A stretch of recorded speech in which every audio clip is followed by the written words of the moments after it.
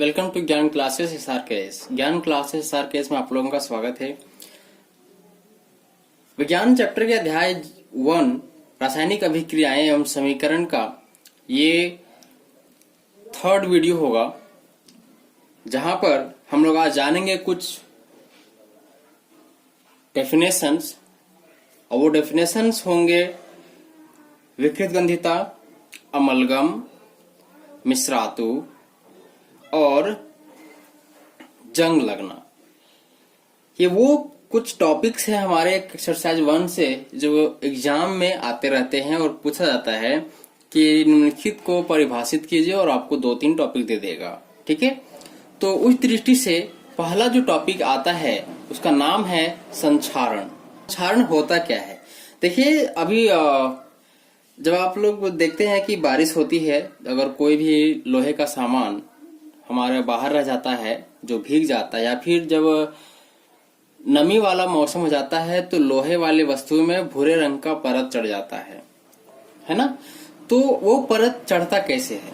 ठीक है, वो हमारे आर्द्रता या फिर नमी से अभिक्रिया करके जो धातु है वो ऑक्साइड का निर्माण कर देता है। ठीक है, मतलब जब कोई धातु अम्ल, क्षार या आर्द्रता के संपर्क में आती है तो तब धातुओं के ऊपर एक परत चढ़ जाती है, जिसके परिणाम स्वरूप धातु कमजोर होकर टूट जाते हैं। उपरोक्त अभिक्रिया को संक्षारण कहा जाता है। जैसे लोहे की वस्तुओं पर भूरे रंग का परत चढ़ता है, और आप जानते हैं कि ज्वेलरी जो बनता है चांदी का, ठीक है, तो चांदी के ऊपर काले रंग का परत चढ़ जाता है, इसी को संक्षारण कहते हैं। ठीक है, और यहीं से एक क्वेश्चन यही पूछता है कि जंग लगना से आप क्या समझते हैं? तो आपको इसका आंसर इसी में लिखा हुआ है कि जब लोहे की कोई वस्तु आर्द्रता में के संपर्क में आती है, या फिर अम्ल और क्षार तथा आर्द्रता के संपर्क में आती है, तो उस पे भूरे रंग का एक परत चढ़ जाता है, इसी को जंग लगना कहते हैं। अब अगर इस प्रकार से संक्षारण हो रहा है तो उससे हमारा बचाव भी जरूरी है। तो वो कौन से उपाय हैं जिससे हम संक्षारण को रोक सकते हैं? तो चलिए सबसे पहले अब इसका जानेंगे कि संक्षारण को किस प्रकार से हम रोक सकते हैं।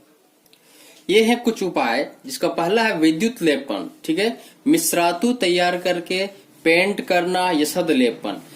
यहाँ पे देखिए मिश्रातु क्या होता है। आप जानते हैं कि दो अलग अलग धातु को मिला करके एक नया धातु तैयार किया जाता है, इसको मिश्रातु कहते हैं। ठीक है, पेंट करना, अगर कोई लोहे की वस्तु है तो उस पे हम लोग क्या करते हैं, पेंट कर देते हैं।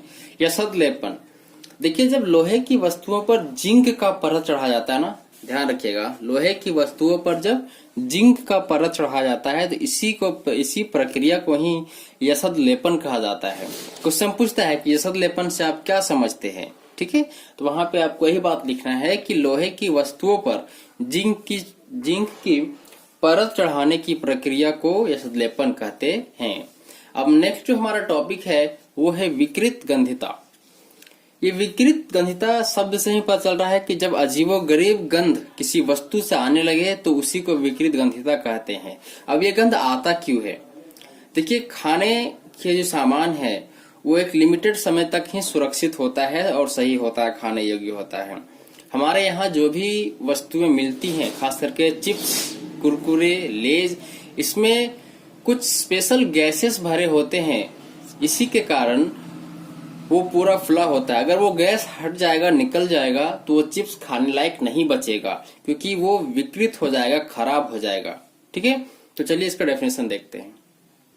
इसका डेफिनेशन कहता है कि वसा युक्त और तेलीय खाद्य सामग्री वायु के संपर्क में आने पर अपचयित हो जाते हैं, जिसके फलस्वरूप उनके स्वाद एवं उनके रूप रंग में परिवर्तन आ जाता है। इस परिवर्तन को विकृत गंधिता कहते हैं। देखिए, हमारा जो भी तैलीय पदार्थ है जो घर में खाना बनता है वो एक लिमिटेड समय तक ही बचता है। ठीक है, उसके बाद उसमें खट्टा अनुभव होने लगता है, उसमें लार आने लगता है। वो सारी चीजें विकृत गंधिता के ही लक्षण होते हैं। हमारा जो चिप्स वाला पैकेट होता है उसमें गैस भरा जाता है, इसका नाम है नाइट्रोजन। वो क्या करता है कि वो विकृत गंधिता वाला जो गुण है वो आने से उसको रोक के रखता है। जैसे ही चिप्स से वो हवा निकल जाएगा नाइट्रोजन, वो चिप्स खाने लायक नहीं होता है, वो पॉइजनस हो जाता है। ध्यान रहे कि आपके घर में अगर कोई बच्चे हैं जो चिपका हुआ पैकेट वाला चिप्स खा रहे हैं तो आप उनको बिल्कुल भी खाने ना दें। अब विकृत गंधिता तो अगर हो रहा है तो इसको हम बचाएंगे कैसे, ठीक है। तो चलिए देखते हैं कि इसको बचाने के वो क्या तरीके होंगे। इसके बचाव में है प्रतिऑक्सीकारक, ठीक है, का उपयोग करके, जैसे सोडियम बेंजोएट बेंजीन, ठीक है। वायुरोधी बर्तनों में खाद्य सामग्री रखकर, मतलब एक ऐसा बर्तन जिसमें ना ही बाहर से वायु जा सके और अंदर का हवा ना बाहर आ सके। नेक्स्ट वन है वायु के स्थान पर नाइट्रोजन का प्रयोग करना, ठीक है। कौन सा गैस का प्रयोग करना? नाइट्रोजन का। और खाद्य पदार्थों को शीतलता प्रदान करके, मतलब ये कि अगर खाने को ठंडे माहौल में रखा जाए तो बहुत लेट से खराब होता है। फॉर एग्जाम्पल हम थोड़ा सा बात कर लेते हैं मीट का। अगर मीट को फ्रीज करके रखा जाए, ठीक है, तो वो बहुत लंबे समय तक टिके रहेगा। लेकिन अगर उसको गर्मी वाले मौसम में छोड़ दिया जाए खुला, तो वो बहुत जल्दी उसमें कीड़े लग जाते हैं और वो खराब भी हो जाता है। कोई भी खाद्य पदार्थ अगर आप फ्रीज करके रखते हो, ठंडा करके रखते हो, तो उसका जीवन काल लंबा चलेगा। जीवन काल कहने का मतलब ये हुआ है कि वो अधिक देर तक खाने के लायक रहेगा, ठीक है। अब इसके आगे मिश्रातु समझ लेते हैं कि मिश्रातु क्या होता है।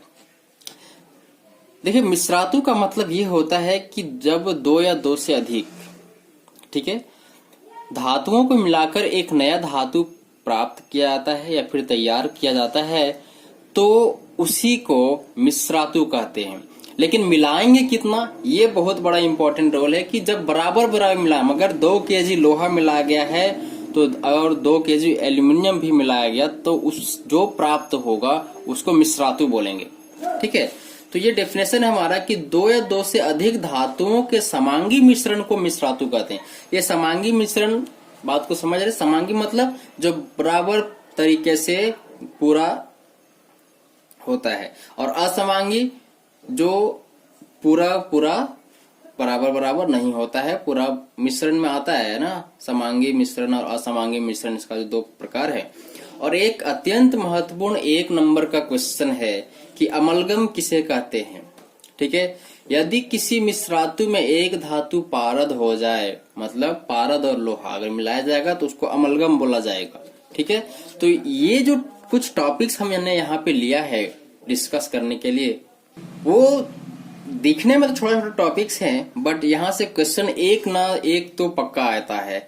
तो वो चीज कंप्लीट कीजिए। जो भी हम यहाँ पे बताया है बहुत ही बेहतरीन तरीके से नोट्स इसका लिखा हुआ है। आप इसको पहले कॉपी पे कॉपी कीजिए एंड आफ्टर दैट आप इसको पढ़िए। पढ़ने के बाद इसको कोशिश कीजिए याद करने का, क्योंकि क्वेश्चन सीधा सीधा पूछेगा और उसमें अगर आपको याद नहीं रहेगा या फिर आप अगर बात को समझे हुए नहीं रहोगे तो लिखना थोड़ा टफ हो जाएगा और मार्क्स पे भी इसका असर पड़ेगा। Thank you.